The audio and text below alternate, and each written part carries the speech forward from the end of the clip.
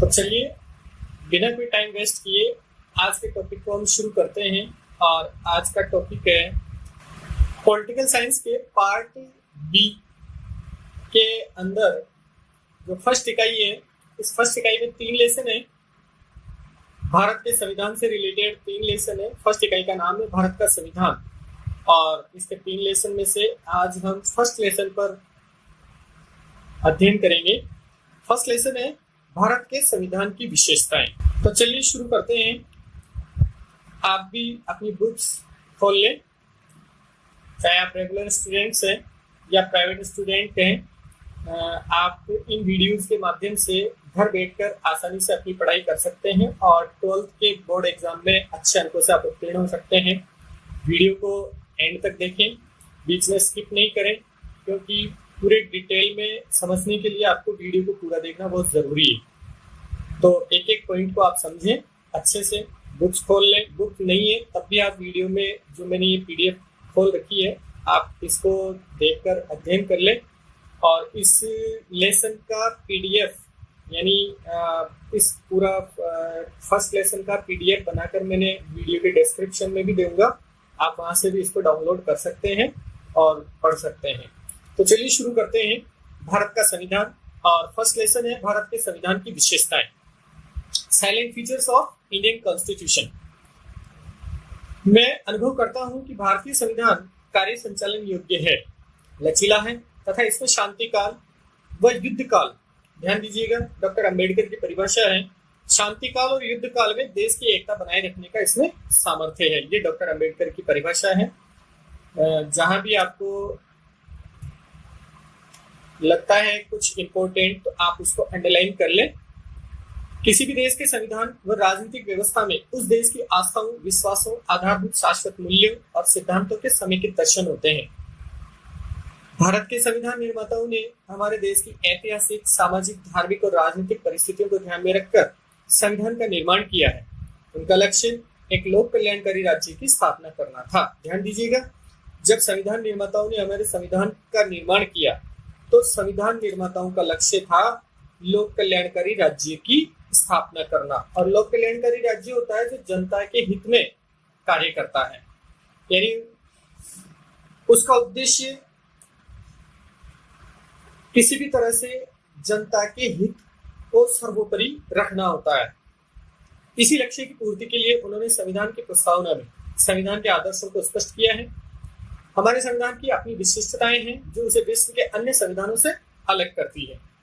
ये संविधान निर्माताओं की बुद्धिमत्ता व दूरदृष्टि का प्रमाण है कि उन्होंने विश्व के महत्वपूर्ण संविधानों के श्रेष्ठ गुणों का संविधान में समावेश किया है।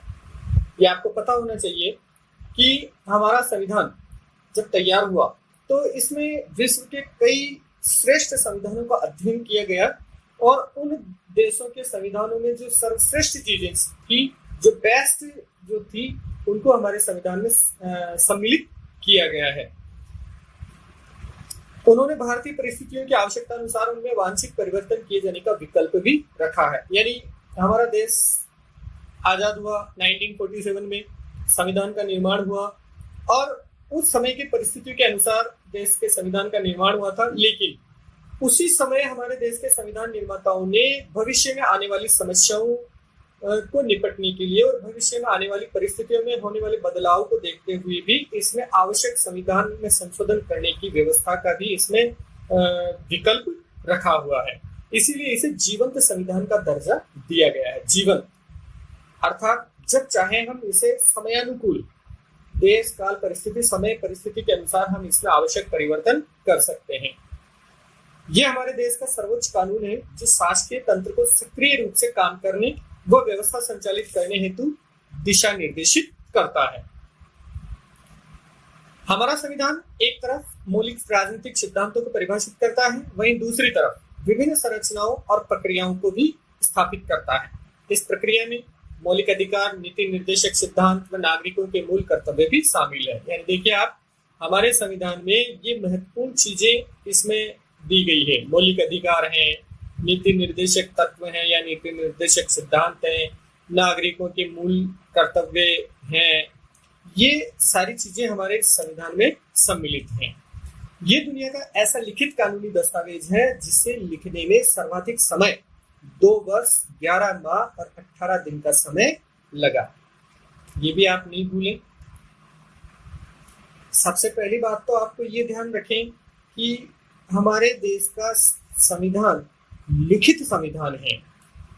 कई देशों के संविधान मौखिक हैं, परंपराओं पर आधारित हैं, जैसे ब्रिटेन का संविधान है, लेकिन हमारे देश का संविधान दुनिया का ऐसा संविधान है जो लिखित है और कानूनी दस्तावेज है, और जिसे लिखने में सर्वाधिक समय लगा था। 2 वर्ष 11 माह और 18 दिन का समय इसमें लगा था।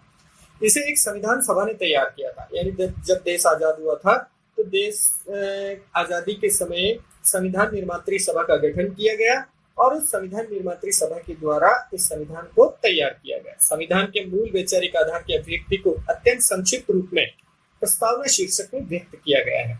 अर्थात संविधान की जो मूल विचारधारा है, संविधान की जो जिसको हम कह सकते हैं कि उसका जो भाव है, क्या कहना चाहता है, हमारे संविधान में क्या चीजें समाहित हैं, उनको प्रस्तावना के रूप में बहुत ही संक्षिप्त रूप में व्यक्त किया गया है, जिसमें किसी भी परिस्थिति में परिवर्तन नहीं किया जा सकता। अर्थात हमारे देश की जो संविधान की जो प्रस्तावना है उसमें किसी भी कंडीशन में कोई परिवर्तन नहीं किया जा सकता है। हमारे संविधान में उन आदर्शों को सम्मिलित किया गया है जो संविधान की लोकतंत्र के प्रति प्रतिबद्धता, सभी लोगों की स्वतंत्रता, समानता और न्याय को सुनिश्चित करता है। भारतीय संविधान की विशेषताएं मूलतः इसकी प्रस्तावना में व्याख्यायित सिद्धांतों व आदर्शों का विस्तार ही है। ध्यान दीजिए, हमारे संविधान की विशेषताएं क्या है? जो इसकी प्रस्तावना में जो व्याख्या की गई है, प्रस्तावना में जो सिद्धांत और मूल्य, जो आदर्श इसमें समाहित किए गए हैं, वो ही सब कुछ हमारे देश के संविधान की विशेषताएं हैं। अब हम एक एक करके हमारे भारतीय संविधान की विशेषताओं को एक एक करके विस्तृत रूप से हम देखेंगे। सबसे पहले हम बात करते हैं संपूर्ण प्रभुत्व संपन्न संविधान। संपूर्ण प्रभुत्व संपन्न संविधान से आशय है कि भारत का संविधान लोकप्रिय प्रभुसत्ता पर आधारित है। लोकप्रिय प्रभुसत्ता का मतलब जनता द्वारा निर्मित है, अर्थात ये भारतीय जनता के द्वारा निर्मित है। इस संविधान द्वारा अंतिम शक्ति भारतीय जनता को प्रदान की गई है। संविधान की प्रस्तावना में कहा गया है कि हम भारत के लोग इस संविधान को अंगीकृत, अधिनियमित व आत्मार्पित करते हैं। ध्यान दीजिए, अर्थात ये संविधान हमारे ऊपर किसी के द्वारा थोपा गया नहीं है, यानी ये संविधान भारतीय जनता के द्वारा निर्मित है। अब आप कहेंगे कि भारतीय जनता के द्वारा कैसे निर्मित है? तो जब संविधान सभा का गठन किया गया तो संविधान सभा में जो लोग थे उनका चयन भारतीय जनता के द्वारा किया गया था। तो ये जो लोग हैं, और आज भी संसद में जो लोग बैठते हैं, जो सांसद बैठते हैं, जो प्रतिनिधि बैठते हैं, वो जनता का प्रतिनिधित्व करते हैं, अर्थात वो जनता की आवाज बनते हैं, जनता की भावनाओं को वहां व्यक्त करते हैं। इसीलिए हमारे देश की प्रस्तावना में ये कहा गया है कि हम भारत के लोग, अर्थात संपूर्ण भारत की जनता इसे स्वीकार करती है, इस संविधान को अंगीकृत, अधिनियमित और आत्मार्पित करती है। आत्मा से हम इसे स्वीकार करते हैं, अर्थात भारतीय जनता ही इसकी निर्माता है, इस संविधान की निर्माता है। जनता ने स्वयं की इच्छा से इसे अंगीकार, अधिनियमित और आत्मार्पित किया है, किसी के द्वारा हमारे ऊपर ये थोपा गया नहीं है। चलिए, दूसरी जो इसकी विशेषता है वो है इसकी प्रस्तावना। प्रस्तावना भारतीय संविधान के मौलिक उद्देश्यों और लक्ष्यों को संविधान की प्रस्तावना में दर्शाया गया है, यानी भारतीय संविधान में क्या क्या चीजें हैं और उसके मौलिक उद्देश्य क्या हैं, उसके लक्ष्य क्या है, उसकी भावना क्या है, इन सबको शॉर्ट रूप में, संक्षिप्त रूप में, समरी रूप में प्रस्तावना में व्यक्त किया गया है। Doctor KM. मुंशी ने इसे संविधान की राजनीतिक कुंडली कहा है। अंडरलाइन कर लें आप, डॉक्टर के.एम. मुंशी ने इसे क्या कहा है? राजनीतिक कुंडली, संविधान की राजनीतिक कुंडली कहकर इसे पुकारा है। इसके महत्व को देखते हुए इसे संविधान की आत्मा भी कहा जाता है। इसे किसे? प्रस्तावना को संविधान की आत्मा भी इसे कहा जाता है। प्रस्तावना की शुरुआत में हम भारत के लोग से अभिप्राय है कि अंतिम प्रभुसत्ता भारतीय जनता में निहित है। ये संविधान की मुख्य विशेषता है। तो पहली विशेषता है संपूर्ण प्रभुत्व संपन्न संविधान। दूसरी विशेषता है प्रस्तावना, अर्थात पूरे संविधान में जो चीजें हैं उनका निचोड़ प्रस्तावना में आ जाता है। और डॉक्टर के.एम. मुंशी ने इसे राजनीतिक कुंडली भी कहा है और इसे संविधान की आत्मा भी कहा जाता है। चलिए, तीसरी विशेषता है विश्व का सबसे विशाल संविधान। ध्यान दीजिए, विश्व का सबसे बड़ा संविधान है, सबसे विशाल संविधान है। जहां अमेरिका के संविधान में अलग अलग देश के संविधानों में क्या क्या, कितने उसमें अनुच्छेद हैं, कितने उसमें पार्ट हैं, अनुसूचियां हैं, परिशिष्ट हैं, और भारत में कितने हैं, ये आप विशेष रूप से ध्यान दें और अंडरलाइन कर लें। जहां अमेरिका के संविधान में 7 अनुच्छेद हैं, केवल 7 अनुच्छेद है। कनाडा के संविधान में 147 अनुच्छेद है, ऑस्ट्रेलिया के संविधान में 128 अनुच्छेद और दक्षिण अफ्रीका के संविधान में 153 अनुच्छेद हैं। वही हमारा संविधान व्यापक और विस्तृत संविधान है। इसमें 395 अनुच्छेद हैं। दुनिया का, विश्व का सबसे विशाल संविधान इसे इसीलिए कहा जाता है कि हमारे संविधान में 395 अनुच्छेद हैं, 22 भाग और 12 अनुसूचियां हमारे संविधान में है, 5 परिशिष्ट हैं। इसमें अब तक 101 संशोधन हो चुके हैं। तो आप यहाँ अंडरलाइन कर ले कि हमारे देश के संविधान में 395 अनुच्छेद, 22 भाग और 12 अनुसूचियां तथा 5 परिशिष्ट इसमें सम्मिलित है, अर्थात ये विश्व का सबसे विशाल संविधान है। इसमें अब तक 101 संशोधन किए जा चुके हैं और संशोधन की ये प्रक्रिया अनवरत जारी है। इस कारण भी इसका स्वरूप विशाल हो जाता है। यानी जब संविधान का निर्माण हुआ उस समय से लेकर आज तक इसमें कई संशोधन हो चुके हैं, लगभग 101 संशोधन किए जा चुके हैं। इस कारण भी हमारा संविधान काफी बड़ा हो जाता है। हमारा संविधान संघात्मक है। इसमें संघ और राज्यों के बीच संबंधों का बहुत व्यापक वर्णन किया गया है। संविधान के एक अध्याय में तो राज्य के नीति निर्देशक सिद्धांतों का ही उल्लेख है, यानी पूरा का पूरा एक अध्याय केवल नीति निर्देशक सिद्धांतों का ही वर्णन करता है, जो अधिकांश देशों के संविधानों में है ही नहीं है। संविधान की इसी विशालता को लेकर हरि विष्णु कामत ने कहा था कि हमें इस बात का गर्व है कि हमारा संविधान विश्व का सबसे विशाल संविधान है। अंडरलाइन कर ले, हरि विष्णु कामत का कथन है। उन्होंने कहा था कि हमें इस बात का गर्व है कि हमारा संविधान विश्व का सबसे विशाल संविधान है। संविधान का 101वां संशोधन वस्तु और सेवा कर, जो कि जीएसटी के नाम से जाना जाता है, पॉपुलर नेम इसका जो है वो जीएसटी है। आप बहुत आसानी से इसको समझ सकते हैं। जीएसटी का जो इसमें अमेंडमेंट हुआ था, पहले जो वेट चला करता था टैक्स में, वेट उसको बदलकर अब जीएसटी कर दिया गया है। तो 101वां संशोधन जो है वो जीएसटी को लेकर हुआ था, जिसे राष्ट्रपति जी ने सितंबर 2016 में हस्ताक्षरित किया था। चलिए, चौथा पॉइंट है, चौथी विशेषता है भारतीय संविधान की लिखित एवं निर्मित संविधान। अर्थात हमारा संविधान मौखिक संविधान नहीं है, ये लिखित संविधान है और जनता के चुने हुए प्रतिनिधियों के द्वारा निर्मित है। और इसको निर्माण करने में, इसे निर्मित करने में 2 वर्ष 11 माह 18 दिन का इसके समय लगा था। भारतीय संविधान सभा द्वारा निर्मित एवं लिपिबद्ध किया गया ये दस्तावेज है। संविधान सभा ने इसे 2 वर्ष 11 माह 18 दिन में तैयार किया था। विस्तृत संविधान होने के बावजूद इसे देश की परिस्थिति और आवश्यकताओं को दृष्टिगत रखते हुए उसमें संशोधन की व्यवस्था भी की गई है। अब तक इसमें 101 संशोधन किए जा चुके हैं। 5वां पॉइंट है इसका संसदीय शासन व्यवस्था, यानी हमारे संविधान में के द्वारा हमारे यहाँ पर जो शासकीय व्यवस्था स्थापित की गई है वो है संसदीय शासन व्यवस्था। डॉक्टर अंबेडकर के अनुसार संसदात्मक प्रणाली में शासन के उत्तरदायित्व का मूल्यांकन एक निश्चित समय बाद तो होता ही है, इसके साथ साथ दिन प्रतिदिन भी होता रहता है। यानी संसदीय शासन प्रणाली में क्या होता है, एक निश्चित समय अवधि के बाद में चुनाव होते हैं, तो वो अपने आप ही सरकार का एक मूल्यांकन हो गया। अगर सरकार सही से काम कर रही है, सरकार जनता के अपेक्षाओं पर खरा उतर रही है, तो जनता उनको क्या करेगी, वापस से उनको चुन देगी। तो ये इस प्रकार से डॉक्टर अंबेडकर कहते हैं कि संसदात्मक प्रणाली में शासन के उत्तरदायित्व का मूल्यांकन एक निश्चित समय बाद तो होता ही है, इसके साथ साथ दिन प्रतिदिन भी होता रहता है। इस प्रणाली में कार्यपालिका व्यवस्थापिका के प्रति सामूहिक रूप से उत्तरदायी होती है, यानी कार्यपालिका जो है वो व्यवस्थापिका के प्रति सामूहिक रूप से उत्तरदायी होती है। राष्ट्रपति का पद गरिमा और प्रतिष्ठा का पद कहलाता है, पर उसकी स्थिति संवैधानिक प्रधान की है। वास्तविक शक्तियां मंत्रिमंडल के द्वारा प्रयोग की जाती है। ये जब अपन अलग से एक और लेसन पढ़ेंगे प्रधानमंत्री की शक्तियां, राष्ट्रपति की शक्तियां, इनके बारे में जब हम पढ़ेंगे तो वहाँ आपको बहुत आसानी से समझ में आएगा कि हमारे यहाँ पर राष्ट्रपति का पद जो है वो सम्मानजनक पद होता है, गरिमा का पद होता है। संविधान के द्वारा उसे कई सारी शक्तियां प्रदत्त हैं, लेकिन फिर भी वो उन शक्तियों का प्रयोग खुद नहीं करता है, बल्कि उन शक्तियों का प्रयोग प्रधानमंत्री और उसके मंत्रिमंडल के द्वारा किया जाता है। संसद का विश्वास समाप्त होने पर मंत्रिमंडल को त्याग पत्र देना पड़ता है। इस व्यवस्था से प्रधानमंत्री ही मंत्रिमंडल का नेतृत्व करता है।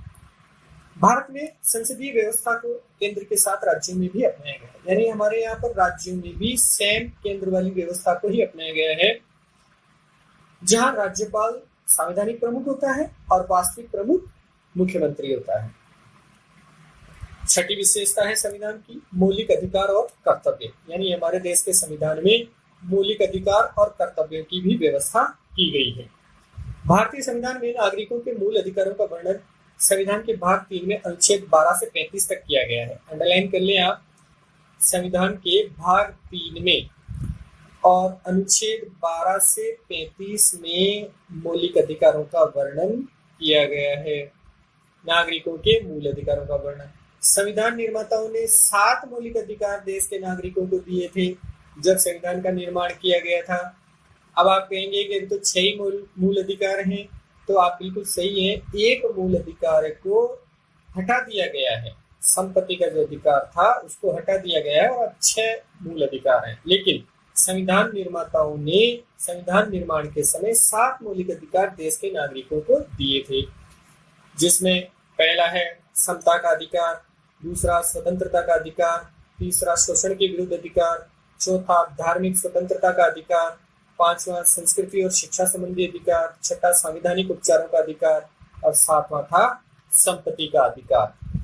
भारतीय संविधान में 44वें संशोधन के बाद, यानी 44वें संविधान संशोधन के द्वारा, अंडरलाइन कर लें आप, 44वें संविधान संशोधन के द्वारा संपत्ति के अधिकार को मूल अधिकारों की सूची से हटा दिया गया है।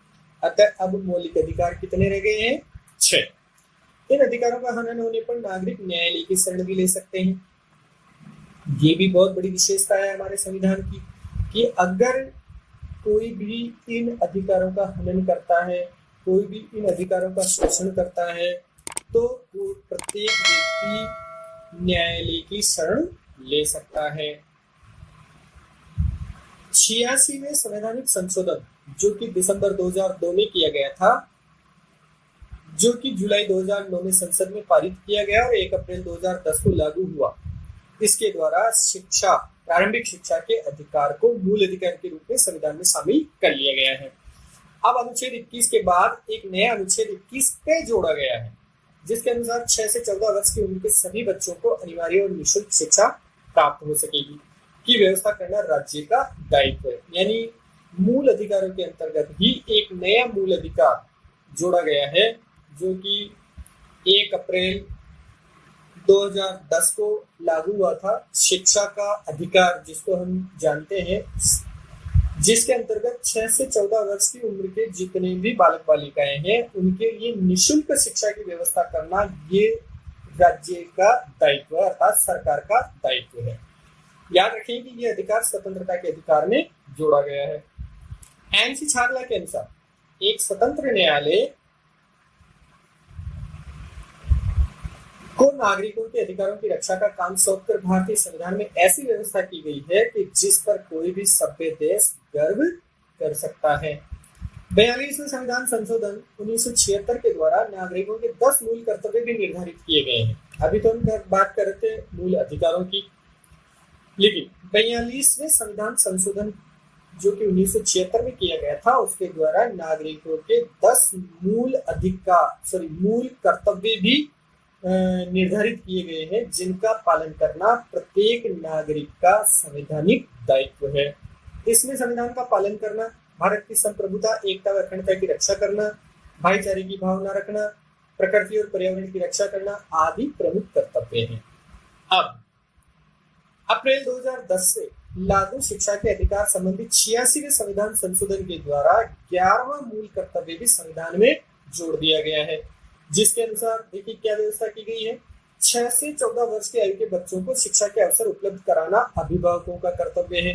देखिए राज्य का कर्तव्य तो क्या किया गया था कि राज्य का कर्तव्य है कि वो 6 से 14 वर्ष के बालक बालिकाओं को निःशुल्क शिक्षा उपलब्ध कराए, निःशुल्क और अनिवार्य शिक्षा प्रत्येक बच्चे को। अब साथ ही साथ अभिभावकों की भी जिम्मेदारी यहाँ पर सरकार ने फिक्स कर दी और ये मूल कर्तव्य में जोड़ दिया गया है कि प्रत्येक अभिभावक का ये कर्तव्य है कि वो अपने 6 से 14 वर्ष की आयु के बच्चों को शिक्षा के अवसर उपलब्ध कराए। ये अभिभावकों का कर्तव्य है। अतः वर्तमान में मूल कर्तव्यों की संख्या 11 हो गई है। तो ये था छठा पॉइंट, मौलिक अधिकार और कर्तव्य। और अब 7वां पॉइंट है राज्य के नीति निर्देशक तत्व। आयरलैंड के संविधान से प्रेरित होकर, ध्यान दीजिए, अंडरलाइन कर लें आप, राज्य के नीति निर्देशक तत्वों को हमने कहां से ग्रहण किया है? आयरलैंड के संविधान से प्रेरित होकर संविधान के भाग 4 में, कौन से में? भाग 4 में नीति निर्देशक तत्वों का वर्णन किया गया है। राज्य के नीति निर्देशक तत्व वे विचार हैं जो भविष्य में बनने वाली सरकारों के समक्ष पथ प्रदर्शक की भूमिका का निर्वाह करते हैं। अंडरलाइन कर लें आप यहाँ पर, यानी ये जो है नीति निर्देशक तत्व ये राज्यों के लिए एक गाइडलाइन का काम करते हैं, पथ प्रदर्शक का ये काम करते हैं। यद्यपि इनके क्रियान्वयन के लिए सरकार को बाध्य नहीं किया जा सकता है, यानी ये स्वैच्छिक है, ये न्यायालय में वाद योग्य भी नहीं है। ऐसा नहीं है कि अगर राज्य या सरकारें जो है वो अगर इनका पालन नहीं करती हैं तो आप उनके खिलाफ वाद दायर कर सकते हैं, ऐसा नहीं है।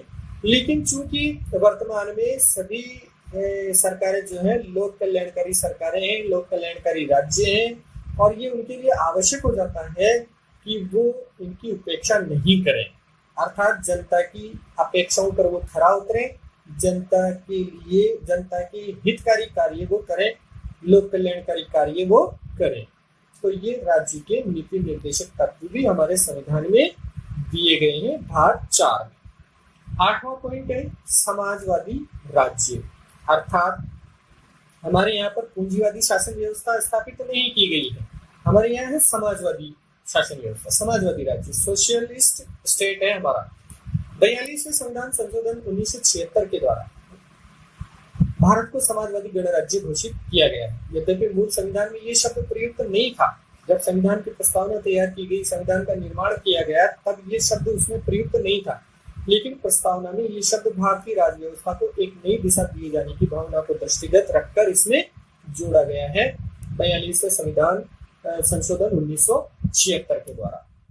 9वीं इसकी विशेषता है वयस्क मताधिकार, अर्थात हमारे संविधान में वयस्क मताधिकार की व्यवस्था की गई है। हमारे देश के संविधान में 18 वर्ष की आयु प्राप्त प्रत्येक नागरिक को समान रूप से मताधिकार प्रदान किया गया है। यद्यपि मूल संविधान में आयु 21 वर्ष थी, जब देश का संविधान निर्माण हुआ था उस समय मताधिकार की आयु कितनी थी? 21 वर्ष।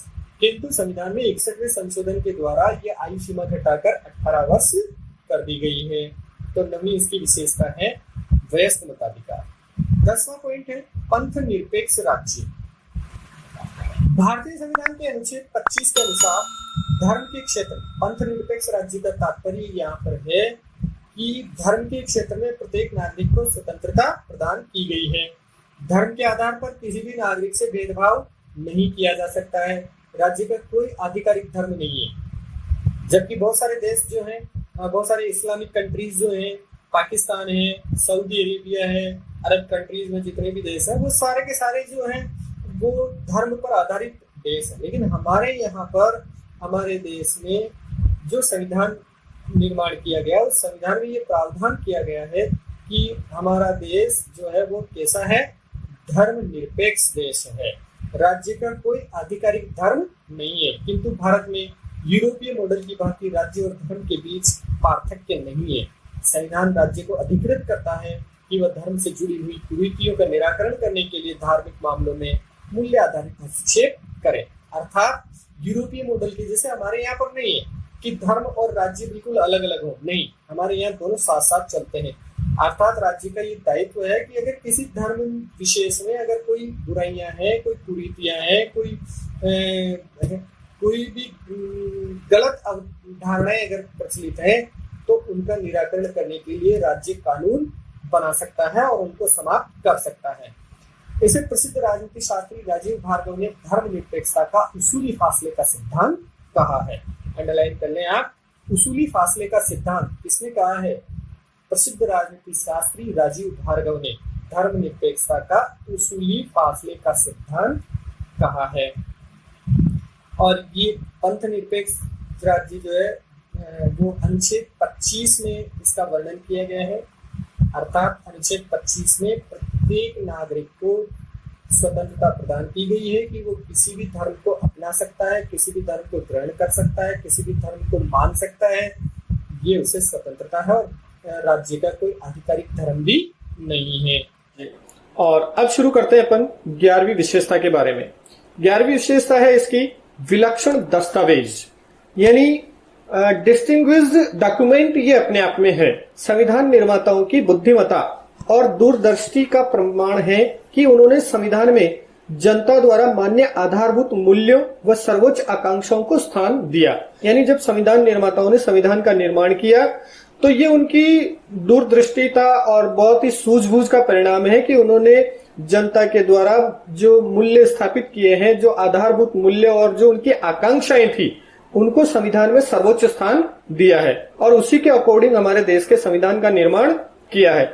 हमारा संविधान एक विलक्षण दस्तावेज है और यहाँ तक कि दक्षिण अफ्रीका ने तो इसे प्रतिमान के रूप में, एक मॉडल के रूप में अपने देश का संविधान बनाने हेतु भी इसे काम में लिया है। तो इसलिए हम कह सकते हैं कि भारतीय संविधान एक विलक्षण दस्तावेज है। 12वीं इसकी विशेषता है एकात्मक और संघात्मक तत्वों का अद्भुत संयोग। यानी हमारे देश का संविधान जो है वो दोनों रूप लिए हुए हैं। यानी ये क्या नाम से यूनिटरी भी है और फेडरल सिस्टम भी इसमें है। अर्थात संघात्मक के गुण भी इसमें है और एकात्मक राज्य के गुण भी इसमें है। भारत एक संघात्मक राज्य है।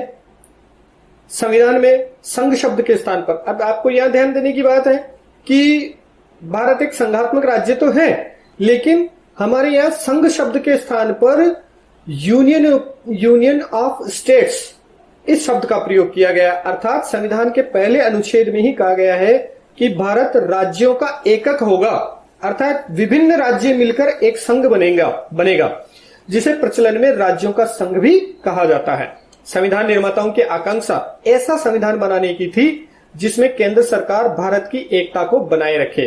अर्थात विभिन्न आजादी से पहले 1947 से पहले भारत जो है विभिन्न राज्यों में बटा हुआ था, विभिन्न देशी रियासतों में बटा हुआ था, उनको एक करके और भारत संघ का निर्माण किया गया।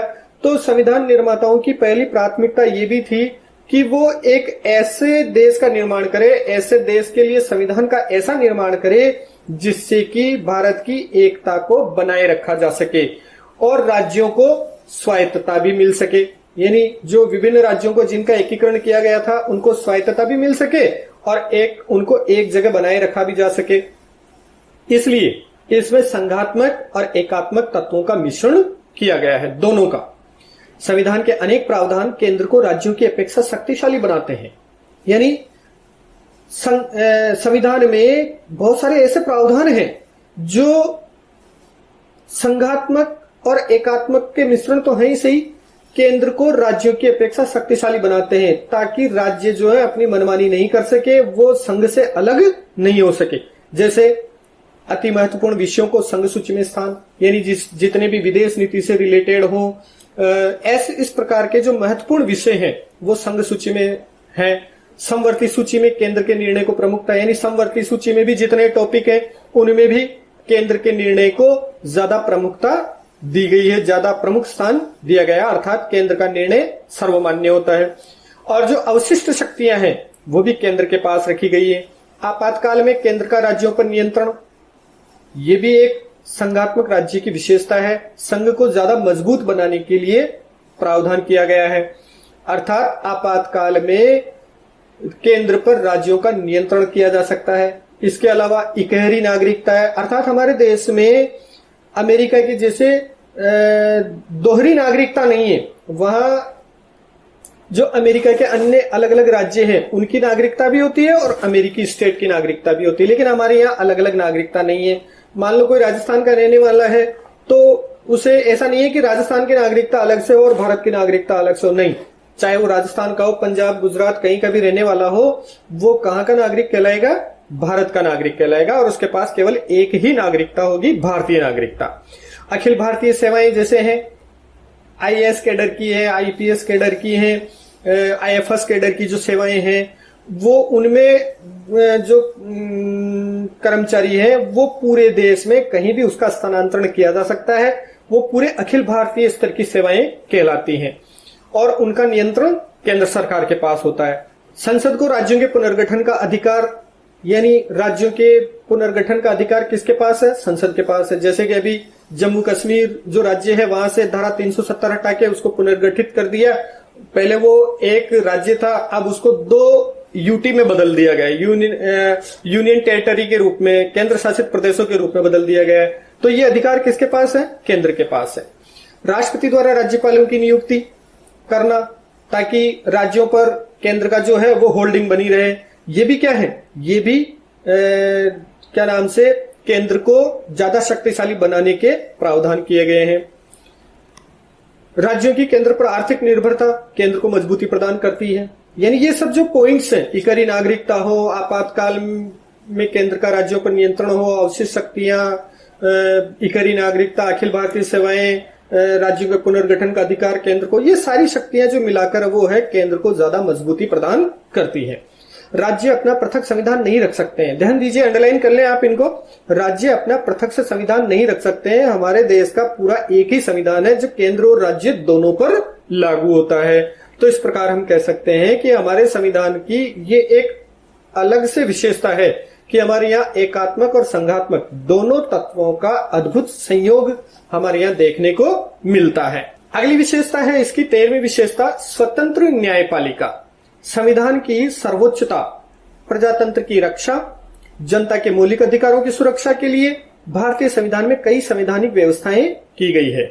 भारत के राष्ट्रपति द्वारा सर्वोच्च तथा उच्च न्यायालयों के न्यायाधीशों की नियुक्ति की जाती है तथा उन्हें संसद में महाभियोग द्वारा हटाया जा सकता है। महाभियोग के द्वारा हटाने की प्रक्रिया संसद के द्वारा की जाती है। ये हम जब राष्ट्रपति वाला चैप्टर पढ़ेंगे तो उसमें बहुत डिटेल में हम पढ़ेंगे कि महाभियोग से कैसे राष्ट्रपति को हटाया जाता है। कार्यपालिका के आदेश तथा व्यवस्थापिका के कानून यदि संवैधानिक व्यवस्थाओं का उल्लंघन करते हैं तो न्यायपालिका को न्यायिक पुनरावलोकन, उन्हें अवैध घोषित करने का अधिकार है। न्यायिक पुनरावलोकन को समझें आप यहाँ पर कि न्यायिक पुनरावलोकन क्या है। सर्वोच्च न्यायालय को एक ऐसा अधिकार है, न्यायिक पुनरावलोकन का अधिकार, जिसके द्वारा केंद्र के द्वारा बनाए गए जो कानून है उनकी भी वो समीक्षा कर सकता है सर्वोच्च न्यायालय। और अगर वो संविधान की परंपराओं, संविधान की मान्यताओं के अनुरूप नहीं है तो उन्हें वो अवैध घोषित कर सकता है। नागरिकों के मूल अधिकारों की रक्षा के लिए अनुच्छेद 32 के अंतर्गत पुनरावलोकन द्वारा बंदी प्रत्यक्षीकरण, अधिकार परीक्षा जैसे लेखों को जारी किया जा सकता है। बंदी प्रत्यक्षीकरण कौन से? अनुच्छेद 32 के अंतर्गत पुनरावलोकन द्वारा बंदी प्रत्यक्षीकरण और अधिकार परीक्षा जैसे लेखों को जारी कर सकता है। न्यायिक स्वतंत्रता के उद्देश्य को प्राप्त करने के लिए ये सभी व्यवस्थाएं की गई हैं। तो इस प्रकार हम कह सकते हैं कि हमारे भारतीय संविधान के अंतर्गत एक स्वतंत्र न्यायपालिका की व्यवस्था भी की गई है। अगली इसकी जो विशेषता है, 14वीं विशेषता, कठोरता और लचीलेपन का मिश्रण। भारतीय संविधान कठोरता व लचीलेपन का मिश्रण है। किसी भी देश में की परिस्थितियों में बदलाव के साथ संवैधानिक संशोधन की आवश्यकता होती है, क्योंकि 1947 में जब देश आजाद हुआ उस समय संविधान का निर्माण हुआ था। तब से लेकर आज तक देश की परिस्थितियां कई बदल चुकी हैं। तो इन बदलती हुई परिस्थितियों के साथ संविधान में बदलाव करना ये बहुत ही आवश्यक होता है। इसीलिए संवैधानिक संशोधन के लिए भारतीय संविधान में संशोधन विधि अनुच्छेद 368 में दी गई है। यानी अनुच्छेद 368 के अंतर्गत संविधान का तरीका बताया गया है। संविधान में संशोधन व्यवस्था कुछ भागों के संबंध में कठोर तो कुछ में लचीली रखी गई है। यानी संविधान में संशोधन करने की जो प्रक्रिया है वो भी 2 तरह की है। कुछ नियम तो ऐसे हैं जिनको बहुत आसानी से चेंज किया जा सकता है और कुछ में को बदलने के लिए बहुत कठोर प्रावधान किए गए हैं।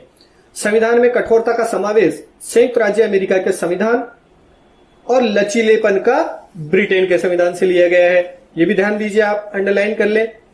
भारतीय संविधान में संशोधन की कुल 3 विधियां हैं। कितनी विधियां हैं? 3 विधियां हैं, जिनमें से पहली विधि का वर्णन अनुच्छेद 368 में नहीं है। संविधान के कुछ भागों में संसद के दोनों सदनों के साधारण बहुमत से संशोधन किया जाता है। अब ये 3 जो विधियां हैं वो कौन कौन सी हैं, ध्यान से देखना इनको, कि सबसे पहली जो विधि है वो है संविधान के कुछ भाग ऐसे हैं, कुछ नियम ऐसे हैं, कुछ कानून ऐसे हैं जिनमें संसद के दोनों सदनों के साधारण बहुमत से ही उनमें संशोधन किया जा सकता है। तो ये हो गया लचीलापन। जैसे राज्यों का पुनर्गठन, राज्यों में विधान परिषद की स्थापना, यानी दूसरा जो सदन होता है विधान परिषद, उसकी स्थापना करनी है या नहीं करनी है, या उसकी समाप्ति करनी है, केंद्र शासित क्षेत्र बनाना, संसद सदस्यों के वेतन आदि। ये जो प्रावधान है ये संसद के दोनों सदनों के साधारण बहुमत के द्वारा ही किए जा सकते हैं। जबकि कुछ विषयों में संशोधन के लिए संसद के दोनों सदनों के पूर्ण बहुमत और उपस्थित सदस्यों के 2/3 बहुमत की आवश्यकता होती है। यानी कुछ प्रावधान ऐसे हैं, संसद के कुछ कानून ऐसे हैं जिनको बदलने के लिए या जिनमें संशोधन करने के लिए संसद के दोनों सदनों का पूर्ण बहुमत या फिर जितने सदस्य उपस्थित हैं उन उपस्थित सदस्यों का 2/3 बहुमत की आवश्यकता होती है। फिर तीसरा तरीका है, कुछ विषयों में संशोधन के लिए संसद के दोनों सदनों के पूर्ण बहुमत, उपस्थित सदस्यों के 2/3 बहुमत के अतिरिक्त कम से कम आधे राज्यों के विधानमंडलों का समर्थन भी आवश्यक है।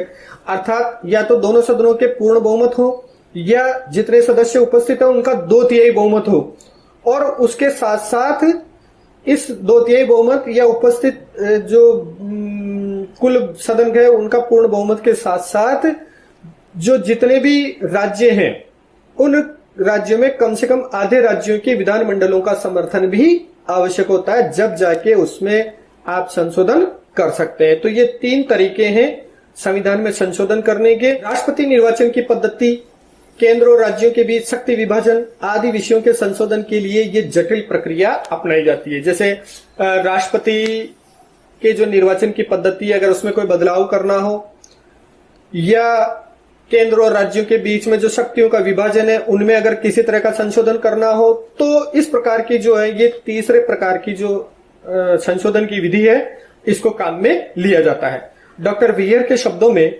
भारतीय संविधान अधिक कठोर तथा अधिक लचीले के मध्य एक अच्छा संतुलन स्थापित करता है। अर्थात ये कठोर भी है और लचीला भी है, तो इस प्रकार दोनों का एक इसमें बैलेंस बन जाता है। चलिए अगली विशेषता है न्यायिक पुनरावलोकन व संसदीय संप्रभुता का समन्वय। भारतीय संविधान में न्यायिक पुनरावलोकन के सिद्धांत व संसदीय संप्रभुता के मध्य मार्ग को अपनाया गया है। यानी भारतीय संविधान में न्यायिक पुनरावलोकन का सिद्धांत, जिसमें सर्वोच्च न्यायालय को यह अधिकार है कि वो संसद के द्वारा बनाए गए कानूनों को का परीक्षण कर सकता है और उन्हें अवैध घोषित कर सकता है। वह और संसदीय संप्रभुता यानी कानून बनाने की जो संसद की संप्रभुता है, सर्वोच्चता है, इन दोनों के मध्य एक बैलेंस मध्य मार्ग को अपनाया गया है। हमारे संविधान में संसद को सर्वोच्च बनाया गया है क्योंकि संसद ने जो कानून बना दिया वो फाइनल होता है। तो हमारे संविधान में संसद को सर्वोच्च बनाया गया है, साथ ही उसको नियंत्रित करने के लिए सर्वोच्च न्यायालय को संविधान की व्याख्या करने का अधिकार भी प्रदान किया गया है। एक तरफ तो कानून बनाने का सर्वोच्च अधिकार किसको दिया गया है? संसद को, यानी संसद को सर्वोच्च बना दिया गया है। लेकिन ऐसा नहीं है कि संसद ने जो कानून बना दिया वो फाइनल हो जाएगा। हमारे देश की सर्वोच्च न्यायपालिका जो है वो उसका परीक्षण कर सकती है कि देश की संसद के द्वारा बनाए गए जो कानून है, अगर वो संविधान की परंपरा के अनुरूप नहीं है, संविधान के कानूनों के अनुरूप नहीं है, तो वह उन्हें अवैध घोषित कर सकता है। तो इस प्रकार दोनों के मध्य एक बैलेंस बनाने की कोशिश की गई है। न्यायिक पुनरावलोकन की शक्ति के माध्यम से सर्वोच्च न्यायपालिका कार्यपालिका के उन आदेशों तथा संसद द्वारा निर्मित विधि को अवैध घोषित कर सकता है जो संविधान की भावना के अनुरूप नहीं हो। और अगली विशेषता है 16वीं विशेषता, विश्व शांति का समर्थक। यानी हमारा जो संविधान है उसमें ऐसे प्रावधान हैं जो विश्व शांति का समर्थक समर्थन करते हैं। अर्थात हम बिना वजह किसी देश के साथ हम लड़ाई झगड़े पे या युद्ध की स्थितियां बनाने में हम विश्वास नहीं रखते हैं। हमारे देश के संविधान विश्व शांति का समर्थन करता है। वसुधैव कुटुंबकम अर्थात पूरी वसुधा यानी पृथ्वी, पूरा विश्व हमारा एक कुटुंब के समान है, एक परिवार के समान है। हम इस भावना को लेकर चलते हैं। वसुधैव कुटुंबकम के सिद्धांत को अपनाते हुए भारतीय संविधान में विश्व शांति का समर्थन किया गया है। नीति निर्देशक तत्वों में अनुच्छेद 51 के अनुसार राज्य का ये कर्तव्य है कि वह अंतर्राष्ट्रीय शांति व सुरक्षा तथा राष्ट्रों के बीच न्यायपूर्ण और सम्मानजनक संबंधों की स्थापना करे। यानी अनुच्छेद 51 में ये वर्णित है कि राज्य का ये कर्तव्य है कि वह अंतर्राष्ट्रीय शांति और सुरक्षा तथा राष्ट्रों के बीच न्यायपूर्ण और सम्मानजनक संबंधों की स्थापना करने का वो प्रयास करे। भारत न तो किसी देश की सीमा और आंतरिक मामलों में हस्तक्षेप करना चाहता है और न ही अपने देश में किसी देश के हस्तक्षेप को बर्दाश्त करता है। अर्थात दोनों चीजें, हम न तो आगे होकर किसी के आंतरिक मामलों में या किसी देश की सीमा में हम आगे होकर अतिक्रमण नहीं करते हैं और न ही उनके मामलों में हस्तक्षेप करते हैं, और न ही अगर कोई दूसरा हमारे यहाँ अतिक्रमण करे तो हम वो भी बर्दाश्त नहीं करते हैं। तो इस प्रकार भारत जो है वो विश्व शांति का समर्थक है। भारत सरकार ने इसी भावना के अनुरूप पंचशील एवं गुटनिरपेक्षता की नीति को अपनाया है। चीन के साथ जो हमने पंचशील के सिद्धांतों का निर्माण किया है, शांतिपूर्ण सहअस्तित्व, बिना किसी तरह की कोई, हम न तो किसी के आंतरिक मामलों में हस्तक्षेप करेंगे, न आगे होकर युद्ध की स्थितियां पैदा करेंगे, इस प्रकार के पंचशील के सिद्धांतों का हमने निर्माण किया है। और गुट निरपेक्षता की नीति यानी विश्व के जितने भी सैनिक संगठन बने हुए हैं उन सैनिक संगठनों में हमने सदस्यता नहीं ली हुई है। अर्थात हम किसी भी गुट में नहीं है, हम गुट निरपेक्षता की नीति का पालन करते हैं। अर्थात हम सही को सही और गलत को गलत कहते हैं। ऐसे हमारे देश का जो संविधान है उसमें ऐसे नियम हमने बनाए हुए हैं। तो 16वीं विशेषता है विश्व शांति का समर्थक। और अगली विशेषता है 17वीं आपातकालीन उपबंध। यानी इसमें कुछ ऐसे प्रावधान भी किए गए हैं जो आपातकाल में हमारे देश की एकता और अखंडता को बनाए रखने का काम करती है। संविधान के भाग 18 में ध्यान दीजिए, संविधान के भाग 18 में आपातकालीन उपबंधों का स्पष्ट उल्लेख किया गया है। अनुच्छेद 352 के अनुसार, अब आप यहां पर विशेष ध्यान दें कि अनुच्छेद 352 में क्या क्या होता है। 3 तरह का आपातकाल हमारे यहां लगाया जा सकता है। अब वो कब कब लगता है। अनुच्छेद 352 के अनुसार बाहरी आक्रमण, सशस्त्र विद्रोह एवं युद्ध की स्थिति में अनुच्छेद 352 के अंतर्गत आपातकाल लगाया जा सकता है। मान लीजिए कोई बाहरी आक्रमण की स्थिति हो जाए या देश के अंदर ही कोई सशस्त्र विद्रोह की स्थितियां हो जाए, कोई या युद्ध की स्थिति आ जाए, तो ऐसी स्थिति में अनुच्छेद 352 के अंतर्गत संपूर्ण देश में या देश के किसी एक राज्य में या क्षेत्र विशेष में आपातकाल की घोषणा करके आपातकाल लगाया जा सकता है। अनुच्छेद 356 में राज्यों में संवैधानिक तंत्र की विफलता,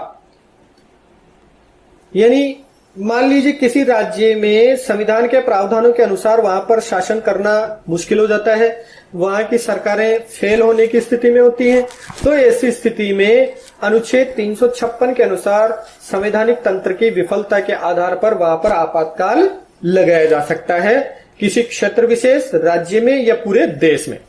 अनुच्छेद 360 के अनुसार वित्तीय संकट उत्पन्न होने पर, यानी अगर वित्तीय संकट की स्थिति उत्पन्न हो जाती है, चाहे किसी राज्य में या पूरे देश में या देश के किसी भाग में, अगर वित्तीय संकट की स्थिति, मान लीजिए सरकारों के पास राजकीय कर्मचारियों को देने के लिए वेतन के पैसे ही नहीं है, या जन कल्याणकारी योजनाओं को चलाने के लिए अगर बजट नहीं है, पैसे नहीं है और सरकार हाथ खड़े कर देती है, तो ऐसी स्थिति में अनुच्छेद 360 के अंतर्गत वित्तीय आपातकाल की घोषणा की जा सकती है। तो ये 3 तरह का आपातकाल हमारे यहाँ पर लगाया जा सकता है, अनुच्छेद 352, अनुच्छेद 356 और अनुच्छेद 60 के द्वारा। इसमें शासन राष्ट्रपति के अधीन संचालित होता है। अब राष्ट्रपति शासन जब लगता है, आपातकाल जब लगता है, तो उस क्षेत्र पर जहां पर आपातकाल लगाया है वहां पर राष्ट्रपति के अंडर में पूरी शक्तियां आ जाती हैं। चलिए अगली विशेषता है 18वीं विशेषता, इकहरी नागरिकता। जैसा कि इसके नाम से स्पष्ट है कि हमारे यहाँ पर नागरिकता जो है वो इकहरी नागरिकता है, सिंगल सिटीजनशिप है। यानी हमारे पर यहाँ पर अमेरिका के जैसे दोहरी नागरिकता का प्रावधान नहीं है। भारतीय संविधान द्वारा संघात्मक शासन की व्यवस्था की गई है और सामान्यतया संघ राज्य के नागरिकों को दोहरी नागरिकता प्राप्त होनी चाहिए। वैसे तो जहां जहां भी संघात्मक शासन व्यवस्था है, जैसे अमेरिका में संघात्मक शासन व्यवस्था है, तो वहां पर दोहरी नागरिकता होती है। लेकिन हमारे यहाँ पर इकहरी नागरिकता दी गई है, संघ की नागरिकता और द्वितीय राज्य की नागरिकता। जहां पर भी संघात्मक शासन व्यवस्था होती है वहां पर दो तरह की नागरिकता होती है, पहली तो संघ की नागरिकता और दूसरी राज्य की नागरिकता। लेकिन भारतीय संविधान निर्माताओं का विचार था कि दोहरी नागरिकता भारत की एकता को बनाए रखने में बाधक हो सकती है। अतः संविधान निर्माताओं द्वारा संविधान में संघ राज्य की स्थापना करते हुए इकहरी नागरिकता के आदर्श को ही अपनाया गया है।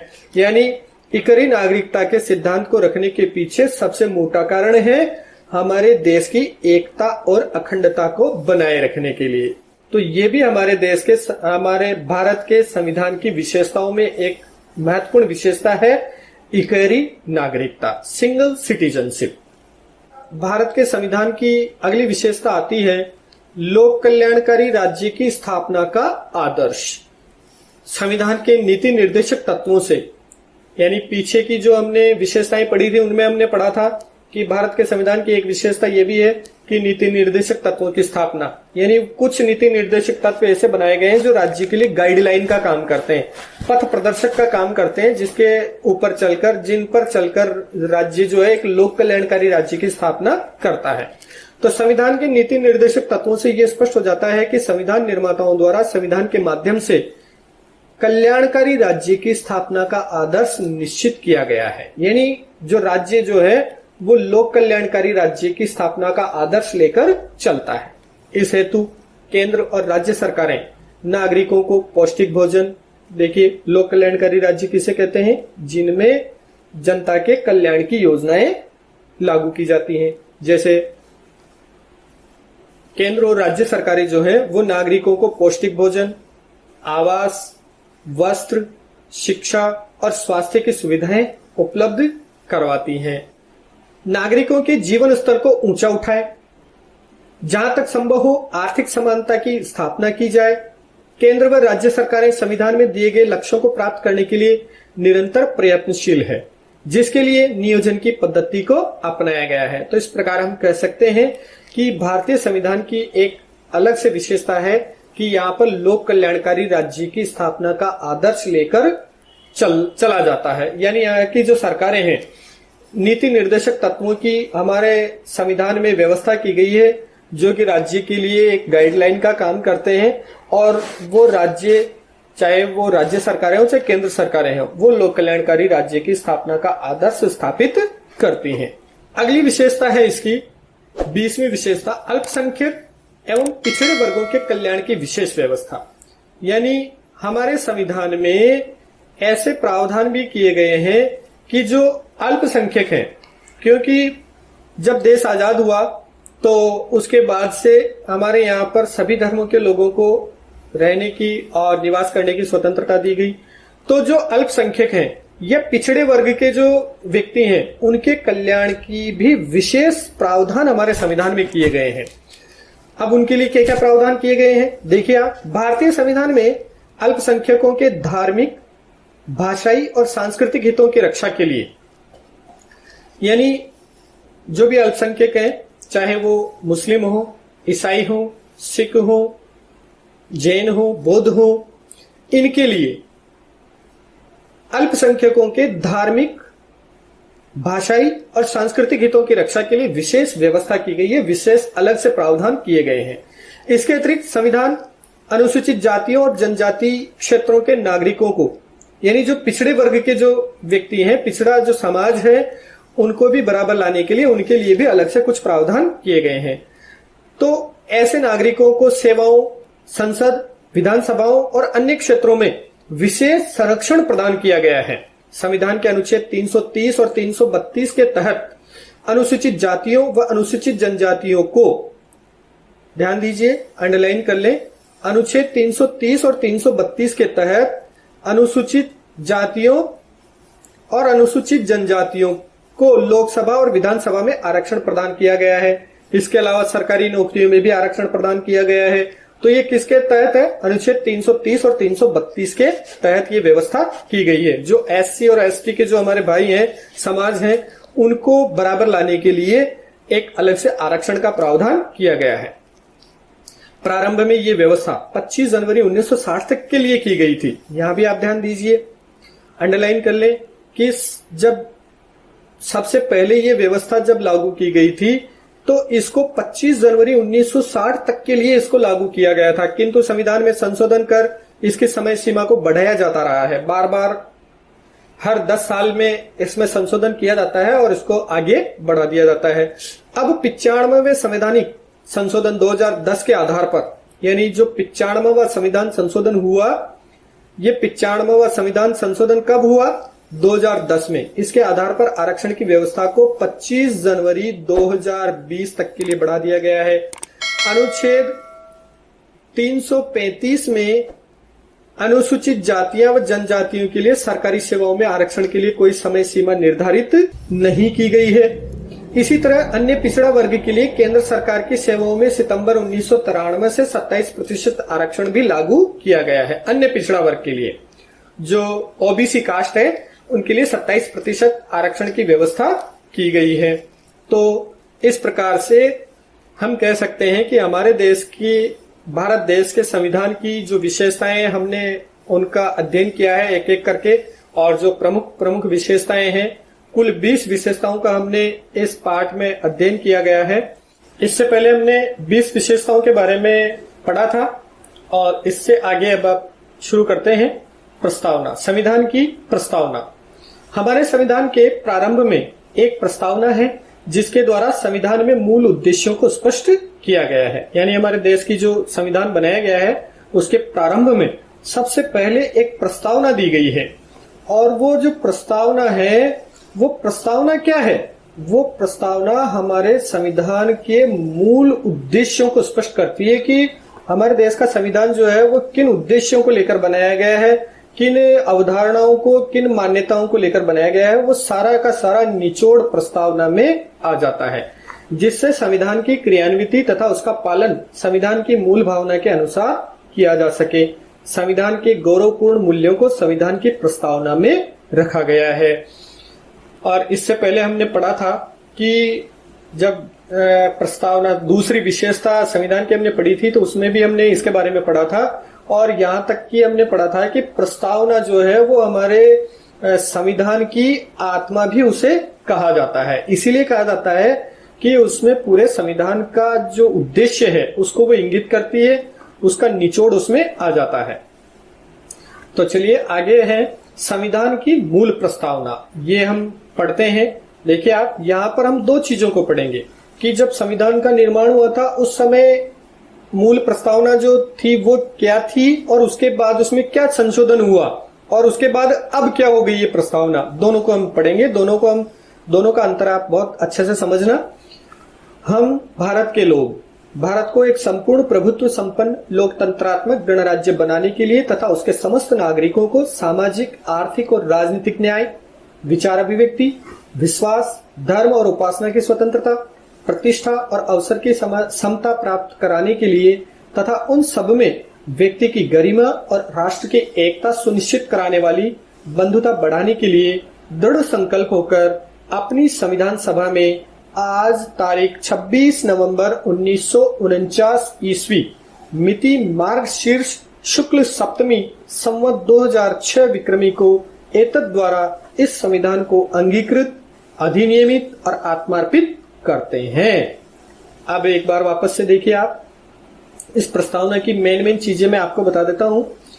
यहां देखिए आप, हम भारत के लोग, यहां जो शब्दों का चयन किया गया है उनको ध्यान से देखिए आप। यानी ये जो संविधान है, इस संविधान में ही हमारे संविधान निर्माताओं ने मतलब की प्रस्तावना के अनुसार ये कहती है कि ये संविधान हमारे ऊपर कहीं से थोपा गया नहीं है, हमने इसे सहर्ष स्वीकार किया है, हमारे देश की जनता ने इसे निर्माण किया है और अपने ऊपर लागू करने के लिए हम सहर्ष इसकी स्वीकृति देते हैं। तो हम भारत के लोग, ठीक है। फिर इसके बाद देखिए आप, बंधुता बढ़ाने के लिए दृढ़ संकल्प होकर अपनी संविधान सभा में आज तारीख 26 नवंबर 1949 को, यानी 26 नवंबर 1949 ईस्वी को हमारे देश का संविधान बनकर रेडी हो चुका था, तैयार हो गया था। और उसी दिन इस संविधान को मतलब स्वीकृत किया गया था, उसको अंगीकृत किया गया था। तो इस संविधान को अंगीकृत, अधिनियमित और आत्मार्पित करते हैं। संविधान में 42वें संविधान संशोधन अधिनियम 1976 की धारा 2 के द्वारा, अब ये तो ऊपर जो प्रस्तावना आपने पढ़ी ये तो मूल प्रस्तावना थी।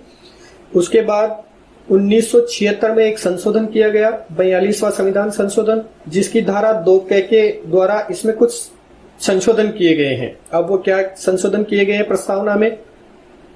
पहला है, संपूर्ण प्रभुत्व संपन्न लोकतंत्रात्मक गणराज्य के स्थान पर संपूर्ण प्रभुत्व संपन्न समाजवादी, ध्यान दीजिए, समाजवादी पंथ निरपेक्ष लोकतंत्रात्मक गणराज्य प्रतिस्थापित किया गया है। तो ये इसमें बदलाव किया गया है। दूसरा, राष्ट्र की एकता के स्थान पर राष्ट्र की एकता और अखंडता को प्रतिस्थापित किया गया है। यहाँ जो ये दिया गया है, राष्ट्र की एकता शब्द जो दिया गया है, उसके स्थान पर राष्ट्र की एकता और अखंडता को प्रतिस्थापित किया गया है, यानी इन शब्दों के स्थान पर ये शब्द स्थापित किए गए हैं। अब इस संशोधन के बाद हमारी जो प्रस्तावना है वर्तमान में कैसी है, ये देखिए आप आगे।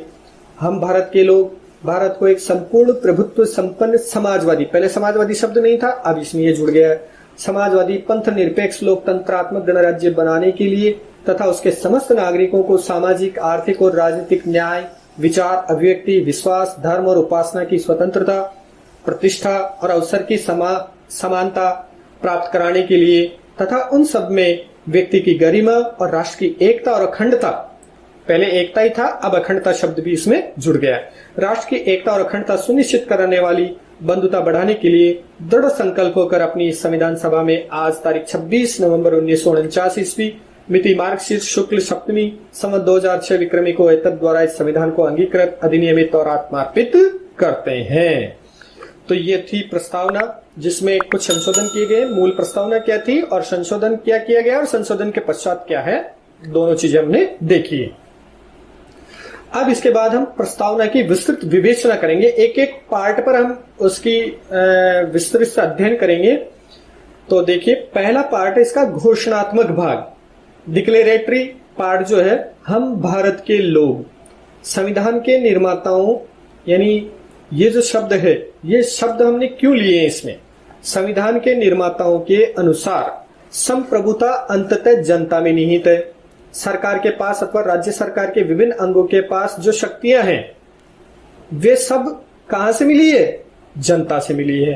प्रस्तावना में प्रयुक्त हम भारत के लोग इस संविधान को अंगीकृत, अधिनियमित और आत्मार्पित करते हैं। पदावली से यह स्पष्ट है कि भारतीय संविधान का स्रोत भारत की जनता है, अर्थात जनता के चुने हुए प्रतिनिधियों की सभा द्वारा संविधान का निर्माण किया गया है। ये हमारे ऊपर बाहर से कहीं से रेडीमेड बनकर नहीं आया है, हमारे यहाँ के लोगों ने ही इसे बनाया है। और वो लोग कौन है? जनता के द्वारा चुने हुए प्रतिनिधि। तो अर्थात हम कह सकते हैं कि यह संविधान भारत की जनता के द्वारा बनाया गया है और जनता इसे सहर्ष स्वीकार करती है। अब देखिए, दूसरा भाग है इसका उद्देश्य भाग। अब ये उद्देश्य भाग क्या कहता है? संपूर्ण प्रभुत्व संपन्न, इसमें भी देखिए आप अलग अलग पॉइंट्स हैं। संपूर्ण प्रभुत्व संपन्न को समझिए पहले आप। इस पदावली से यह व्यक्त होता है कि भारत पूर्ण रूप से प्रभुता संपन्न राज्य है, अर्थात इसके ऊपर किसी दूसरे राज्य का नियंत्रण नहीं है। आंतरिक और विदेशी मामलों में किसी अन्य विदेशी शक्ति के ये अधीन नहीं है। होलसोल कंप्लीट पावर हमारे पास है। तो ये कहलाता है संपूर्ण प्रभुत्व संपन्न। का मतलब है कि हमारे ऊपर किसी अन्य विदेशी शक्ति का कोई आधिपत्य नहीं है। समाजवाद शब्द ये क्या कहता है, इससे क्या समझते हैं आप? समाजवाद शब्द को आपको पता है, अभी पढ़ा था अपन ने, 42वें संशोधन के द्वारा जोड़ा गया। प्रस्तावना में समाजवाद शब्द को सम्मिलित करके उसे और अधिक स्पष्ट किया गया है। इसमें समाज के कमजोर और पिछड़े वर्गों के जीवन स्तर को ऊंचा उठाने और आर्थिक विषमता को दूर करने का प्रयास करने के लिए यह मिश्रित अर्थव्यवस्था को अपनाया गया है। यानी हमारे यहाँ न तो पूंजीवादी व्यवस्था है और न साम्यवादी व्यवस्था है, हमारे यहाँ पर समाजवादी व्यवस्था को अपनाया गया है, जिसमें समाज के कमजोर और पिछड़े वर्गों के जीवन स्तर को ऊंचा उठाने और आर्थिक विषमता को दूर करने का प्रयास इसमें किया गया है। इसलिए 42वें संशोधन के द्वारा समाजवाद शब्द को जोड़ा गया है। अगला है पंथ निरपेक्ष। अब इस पंथ निरपेक्ष शब्द से क्या आशय है, ये प्रस्तावना में क्यों सम्मिलित किया गया है? 42वें संशोधन के द्वारा, यानी समाजवाद शब्द जब जोड़ा गया था उसी के साथ पंथ निरपेक्ष शब्द को भी जोड़ा गया था। 42वें संशोधन के द्वारा 1976 में इसे जोड़ा गया था। इसका अर्थ यह है कि भारत धर्म के क्षेत्र में न धर्म विरोधी है और न धर्म का प्रचारक, यानी न तो किसी धर्म का विरोध करते हैं और न किसी धर्म विशेष का ये प्रचार प्रसार करता है, बल्कि वह तटस्थ है जो सभी धर्मों के साथ समान व्यवहार करता है, तटस्थ व्यवहार करता है। इसीलिए पंथ निरपेक्ष शब्द को इसमें स्थान दिया गया है। अगला पॉइंट है लोकतंत्रात्मक। अब इससे क्या आशय है लोकतंत्रात्मक से? इससे तात्पर्य है कि भारत में राजसत्ता का प्रयोग जनता द्वारा निर्वाचित प्रतिनिधि करते हैं और वे जनता के प्रति उत्तरदायी होते हैं। यानी हमारे यहाँ पर जो शासन व्यवस्था है वो कैसी है? लोकतंत्रात्मक। यानी यहाँ पर राजशाही शासन व्यवस्था नहीं है ब्रिटेन के जैसे कि एक परिवार विशेष, एक खानदान विशेष के जो लोग हैं वो ही राजगद्दी पर बैठते आएंगे। नहीं, हमारे यहाँ पर जनता के द्वारा निर्वाचित जो प्रतिनिधि हैं वो राज सत्ता का उपभोग करते हैं और वो जनता के प्रति पूरी तरह से उत्तरदायी होते हैं। संविधान सभी को सामाजिक, आर्थिक और राजनीतिक न्याय का आश्वासन देता है। यानी संविधान के द्वारा चाहे वो जनप्रतिनिधि हो, चाहे मंत्री हो, चाहे विधायक हो, चाहे सांसद हो, चाहे आम जनता हो, सबको संविधान के द्वारा सामाजिक, आर्थिक और राजनीतिक न्याय का आश्वासन हमारे यहाँ पर दिया गया है। सबके साथ समान न्याय हमारे यहाँ पर किया जाता है। उसके बाद है गणराज्य शब्द। इसका अर्थ यह है कि भारत में राज्याध्यक्ष यह सर्वोच्च व्यक्ति वो वंशानुगत न होकर, यानी किसी वंश परंपरा के आधार पर नहीं चुना जाता है, वो व्यक्ति निर्वाचित प्रतिनिधि होता है। भारत के राष्ट्रपति का निर्वाचन अप्रत्यक्ष रूप से जनता द्वारा किया जाता है। यानी हमारे यहाँ गणराज्य, हमारे गणराज्य का जो प्रतिनिधि है, अर्थात हमारे देश का जो सर्वोच्च पद है वो है राष्ट्रपति का पद, और वो अप्रत्यक्ष रूप निर्वाचन के द्वारा चुना जाता है, किसी वंश परंपरागत पद्धति के द्वारा नहीं चुना जाता है। इसके बाद इसका तीसरा पार्ट आता है विवरणात्मक भाग। अब ये विवरणात्मक भाग में क्या होता है, इसमें भी अलग अलग पॉइंट है। पहला है सामाजिक, आर्थिक और राजनीतिक न्याय। इससे क्या आशय है इसको देखते हैं अपन। सामाजिक न्याय, सामाजिक न्याय का अर्थ है कि सभी नागरिकों को बिना किसी भेदभाव के समानता प्राप्त हो। जाति, धर्म, वर्ग, लिंग, नस्ल या अन्य किसी आधार पर नागरिकों में किसी तरह का भेदभाव नहीं हो, ये हमारे यहाँ पर व्यवस्था की गई है, सामाजिक न्याय की व्यवस्था। उसके बाद है आर्थिक न्याय। अनुच्छेद 39 में आर्थिक न्याय के आदर्श को स्वीकार किया गया है। इसमें राज्यों को अपनी नीति का संचालन इस प्रकार करने के लिए कहा गया है कि समान रूप से सभी नागरिकों को आजीविका के साधन प्राप्त करने का अधिकार हो। अर्थात राज्य को अपने यहाँ पर ऐसे कानून बनाने पड़ेंगे कि जिससे, इस प्रकार की नीतियां बनानी पड़ेंगी कि जिससे समान रूप से सभी नागरिकों को आजीविका के साधन प्राप्त हो सके और वो अपना एक सामान्य जीवन जी सके। समुदाय की भौतिक संपत्ति का स्वामित्व और वितरण इस प्रकार हो जिसमें अधिकाधिक सामूहिक हित संभव हो सके। यानी जो पब्लिक प्रॉपर्टीज हैं, जो सामुदायिक संपत्ति हैं, उनका स्वामित्व और वितरण, उनके ऊपर जो कंट्रोलिंग पावर है वो और उनका उपभोग इस प्रकार से हो कि समाज का अधिकांश तबका, समाज का अधिकांश भाग जो है उसका उपभोग कर सके, उनके हित उससे पूरे हो सके। पुरुषों और स्त्रियों को समान कार्य के लिए समान वेतन मिले, पुरुषों और स्त्रियों में किसी तरह का कोई भेदभाव नहीं हो, उनको समान कार्य के लिए समान वेतन मिले, उत्पादन और वितरण के साधनों का अहितकर केंद्रीकरण न हो, और साथ ही साथ उत्पादन और वितरण के जितने भी साधन है, जितने भी संसाधन है, उनका अहितकर यानी और उनका सेंट्रलाइजेशन, केंद्रीकरण नहीं हो, बल्कि अधिकांश लोगों को उसका फायदा मिल सके, ऐसी व्यवस्था हो। अगला है राजनीतिक न्याय। अब राजनीतिक न्याय में क्या है? भारतीय संविधान वयस्क मताधिकार की स्थापना संवैधानिक उपचारों द्वारा राजनीतिक न्याय के आदर्श को मूर्त रूप प्रदान करता है। यानी राजनीतिक न्याय हमारे यहाँ स्थापित किया गया है कि भारतीय संविधान में वयस्क मताधिकार की व्यवस्था की गई है, अर्थात 18 वर्ष की आयु प्राप्त व्यक्ति, चाहे वो किसी भी समाज का हो, किसी भी आयु, जाति, वर्ण, लिंग किसी का भी हो, सभी को समान अधिकार है और वो अपना प्रतिनिधि चुन सकता है। तो ये है राजनीतिक न्याय। दूसरा, संवैधानिक उपचारों द्वारा, यानी जो मूल अधिकार की व्यवस्था की गई है, उसमें मूल अधिकारों में एक मूल अधिकार ऐसा है संवैधानिक उपचारों का अधिकार, जिसके द्वारा अगर किसी व्यक्ति, संस्था या स्वयं राज्य के द्वारा भी अगर अधिकारों का हनन होता है, शोषण किया जाता है, तो उनके खिलाफ आप न्यायालय में वाद दायर कर सकते हैं और अपने अधिकारों को बहाल करवा सकते हैं। तो ये राजनीतिक न्याय की हमारे यहाँ पर स्थापना की गई है। अब बात करते हैं अपन स्वतंत्रता, समानता और बंधुत्व की। इसमें तीनों को अलग अलग हम क्लियर करेंगे। स्वतंत्रता क्या है, समानता क्या है और बंधुत्व क्या है। स्वतंत्रता, भारतीय संविधान में नागरिकों को विचार, अभिव्यक्ति, विश्वास, धर्म और उपासना की स्वतंत्रता दी गई है। अर्थात व्यक्ति, चाहे वो भारत के किसी भी क्षेत्र का रहने वाला हो, किसी भी धर्म का, किसी भी जाति का, किसी भी वर्ण का व्यक्ति हो, सभी को अपने विचारों को अभिव्यक्त करने की स्वतंत्रता है। किसी भी धर्म को वो मान सकता है, उसमें अपनी आस्था रख सकता है। तो इस प्रकार की स्वतंत्रता उसे दी गई है। समानता से क्या आशय है? देश के सभी नागरिकों को प्रतिष्ठा और अवसर की समानता प्रदान की गई है, चाहे वो किसी भी जाति, धर्म, वर्ण, लिंग, क्षेत्र का कहीं का भी हो, सबको समानता दी गई है। बंधुत्व से क्या आशय है?